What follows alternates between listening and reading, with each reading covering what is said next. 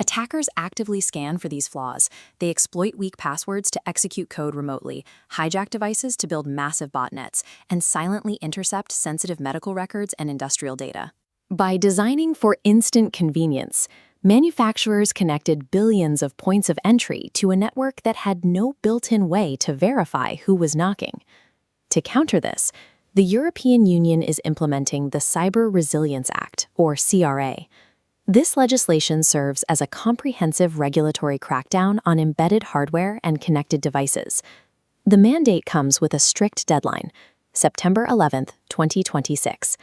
On day 11, mandatory vulnerability reporting obligations legally begin, requiring manufacturers to report actively exploited flaws within 24 hours. This is followed by a full enforcement deadline in December 2027, at which point all products containing digital elements must comply with a strict set of cybersecurity requirements to be sold in the EU. This legal framework shifts unpatched firmware from an acceptable technical debt into an illegal liability. It is forcing a frantic global redesign of how devices are built. Securing these devices is difficult.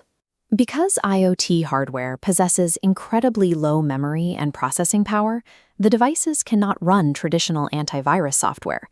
To understand the fix, look at the 4 IoT layers. Layer 1, sensors capturing environmental data. Layer 2, connectivity, transmitting raw data via Wi-Fi or 5G. Layer 3, processing massive data streams on centralized cloud platforms. Layer 4, action, triggering an automated physical response. A single breach in any of these 4 layers compromises the integrity of the physical operation. Surface-level software patches are insufficient when the underlying architecture is exposed. To meet the new regulations, engineers have to redesign security at the hardware level, starting with a requirement called Secure Boot.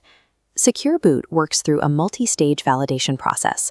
Before a device executes any code, the hardware runs a cryptographic check on that specific firmware block, and only proceeds if the signature is verified as authentic. The CRA also mandates secure over-the-air, or OTA, updates. This allows manufacturers to remotely patch newly discovered vulnerabilities without exposing the device to code injection attacks during the download process. Finally, companies must generate a software bill of materials, known as an SBOM. This is a machine-readable inventory documenting every single dependency and piece of code running inside a device. The September 11 requirements demand that manufacturers forge a chain of trust directly into the hardware lifecycle itself. The pressure of the CRA deadline is accelerating the adoption of the artificial intelligence of things, or AIoT. To avoid the security risks of transmitting data to the cloud, manufacturers are turning to edge computing.